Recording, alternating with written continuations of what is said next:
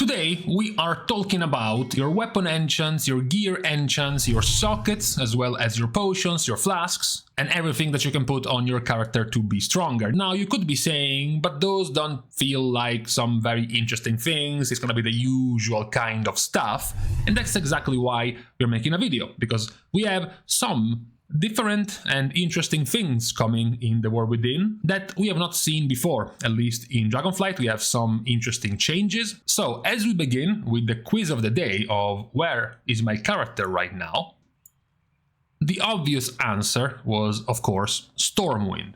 So in Stormwind we can go to our vendors right here in the beta and pick out the first possibly interesting thing, which is the Magnificent Jeweler's setting. This one puts a socket in your amulet and ring. This, for now, it's already different than what we have in Dragonflight, since you can just put 3 sockets in your amulet in Dragonflight, but not on your rings. This is not, for now at least, a beta-only kind of item that doesn't exist in the actual version of the game. You do have this design for jewel crafting, and it does indeed allow you to put some gems in your rings for free. Now, to be fair, Blizzard cannot actually count. As it says here, jewelry can have up to 2 sockets. Blizzard forgot 2 comes before number 3. So for some reason, you can get 3 different sockets on your gear right now. But that's the first change, with the second change coming of the meta gems in the War Within. You have one that gives you 20% perceived fame and fortune, which I believe is just more loot, more gold from mobs, per unique gem color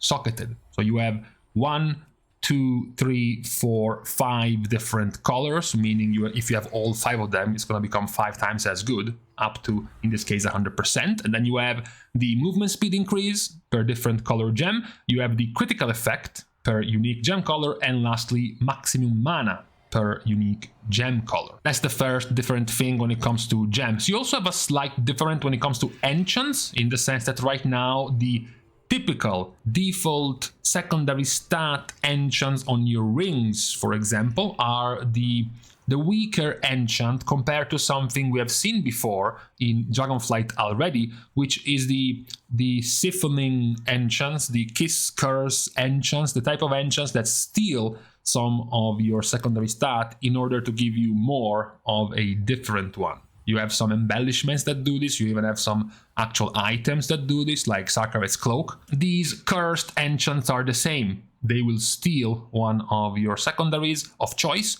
to give you even more of a different secondary. That is one of the different things in terms of enchants. You have somewhat similar in terms of unique weapon effects. This one, for example, is for more single target damage while also giving you a primary stat buff. This one instead is for AoE healing on 4 different targets. This one right here is for AoE dot stacking damage on enemies. This one right here for instant damage for AoE.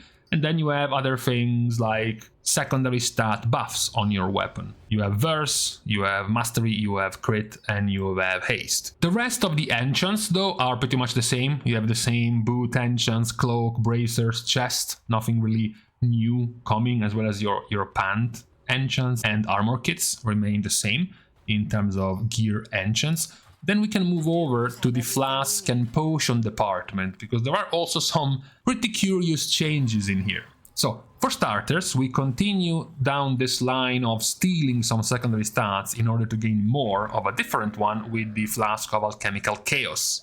You get to gain a whole bunch of a secondary stat while 2 other are being reduced. Now, the total amount of stats you gain is the same as the single choice of secondary flask. You have your 2.2k critical strike buff as a flask, also haste, also verse, and also mastery. This is also 2.2k once you take away the 404 of 2 different secondary stats like you see here. Right now, I have Verse, and I'm losing Haste and Mastery, and this is going to cycle every 30 seconds into a different type of buff. Obviously, this one is not very good for specs that want to focus on a particular secondary, like, for example, let's say Crit. If your value of crit is very high for your spec, then you're much better off just using this flask. It is weird though, what use could this possibly have? Because practically every spec will have one clear winner in terms of secondary, so they will always tend to go for one of these. There's only one option where you might want to take this flask, and that's with a particular potion, which is the Tempered Potion. Gain the effects of all inactive tempered flasks, increasing their associated secondary stats by the same amount of a flask for 30 seconds. So if I were, for example, to just use one of these potions right here, I would be gaining all 4 of these secondary stats for 30 seconds. That is perhaps one of the benefits of using this randomized flask, for example. The healer flask is pretty shit, to be fair, as usual, as expected when it comes to healers. When you heal a player below 25% HP, they take 15% more healing. That's about it. So one thing that stands out is no access to a primary stat buff. It's only secondary stat buffs in here for now when it comes to flasks. When it comes to potions, in terms of damage potion and general use potion, of course you have this one, the Tempered Potion, and then you have a few other, let's just say, niche potion, like the Silent Footfall, which is of course the Invisibility Potion. Then you have the Speed, the Movement Speed Potion. You have the Frontline Potion, which is supposedly a tank flask, where you get tankier and tankier the more you get hit for up to 15 seconds. The Drought of Shocking Revelation, which is a very niche, even more niche than the others. Stealth detection and an attempt to smite hidden enemies for 20 seconds when you use this. Maybe it's useful in the delves. Maybe there are some delve NPCs that are hidden and this is gonna help catching them. Then, besides the vials for crafting, the inspiration and finesse and perception and crafting speed vials, you have some extra, which are the potion bombs. These support potions. This is the Potion Bomb of Speed, giving 5 allies 10 to 15% movement speed for 20 seconds. And then you have the Potion Bomb of Recovery, giving 5 allies 5 to 10% more healing received. And lastly, the Bomb of Power, which gives primary stat to 5 allies. Again, hard to imagine someone wanted to go for this effect, especially given how small they seem like, of course, because they have to be spread in value for 5 different players. It seems like their numbers would have to be tuned up a little bit more if you wanted to take away the selfishness of players and convince them to use a utility or party effectiveness potion rather than using something just for themselves. Now, what gets even weirder though is the state of the last type of potion we haven't talked about, which is the, health and mana kind of potions. Because the health potion is fine. The health potion right here is going to give you 3.4 million health. Yes, if you haven't kept up with the beta, our numbers in this expansion are gonna be getting very, very large. We will be getting mid-expansion with tanks reaching easily 10 million plus HP. So even on a healer with pretty low level, like normal raid level gear, I have 5 million HP. So being healed by 3.4 is 65% of my health. It's actually even more than our current health potions. It's very big. The problem though isn't in the health potion, which is pretty good, but rather in the mana potion. Because right now, the Algari mana potion gives us back 150,000 mana. Now you're like, well, right now in Dragonflight we have 250,000 mana. This is like 70% of our mana. It's massive. Yeah, it is. Except that in the War Within, even with average to low gear, you have 2.5 million mana.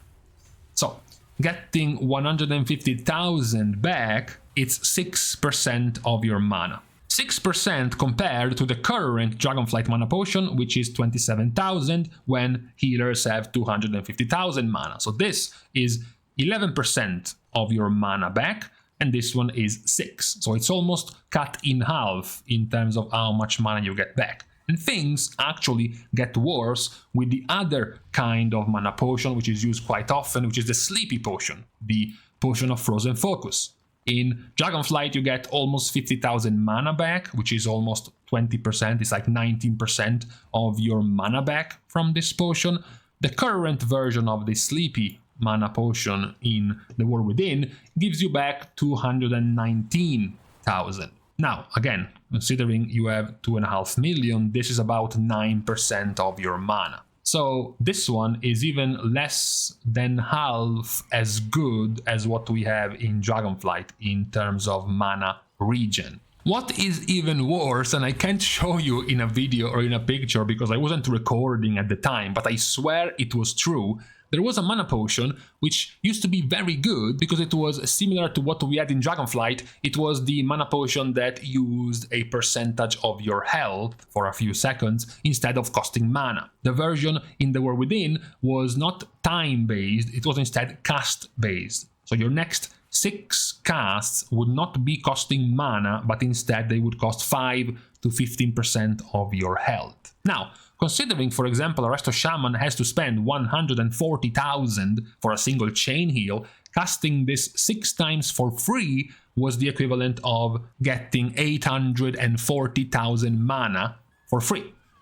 840,000 mana is quite a lot bigger than 150,000. And perhaps that is why that mana potion a couple of days ago was removed from the game and replaced with this piece of garbage that nobody will use. So the one complaint we can say across all of these changes, from giving you more easily accessible sockets in your rings, different types of enchants for your weapon, extra different flavors of flasks, more choice in your secondary stats, in your flask for example, and even different flavors of potions, is perhaps the mana department, the mana category of potion. Especially because going through the changes, the balance tuning and the class changes for the expansion, there hasn't really been any particular change in terms of mana regen, in terms of getting more mana, or in terms of making the costs of your spells any cheaper. So it looks like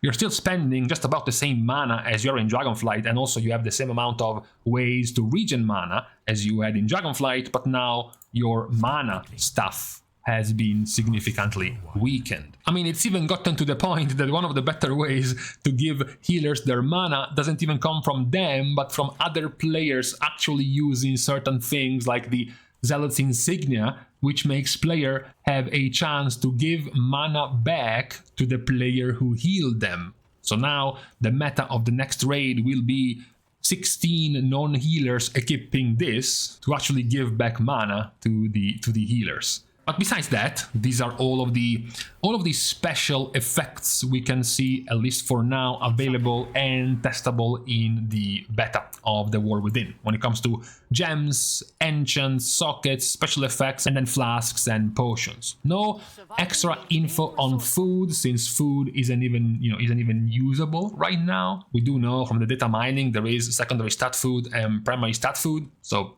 looks to be just about the same as we have in Dragonflight. But besides the food, that's what we have in terms of power increase consumables for your character in the War Within.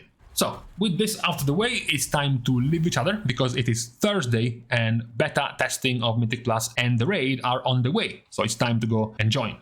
Thanks, of course, as usual, for anyone who is watching and also who is supporting still completely for free by liking and commenting down below, as well as subscribing to the channel itself. Now, with these things out of the way, thank you guys again for watching. See you guys tomorrow, and in the meantime, they have to do something about mana, man. I'm too lost on getting triggered about that, thinking about the absolute state of my mana bar in the next raid.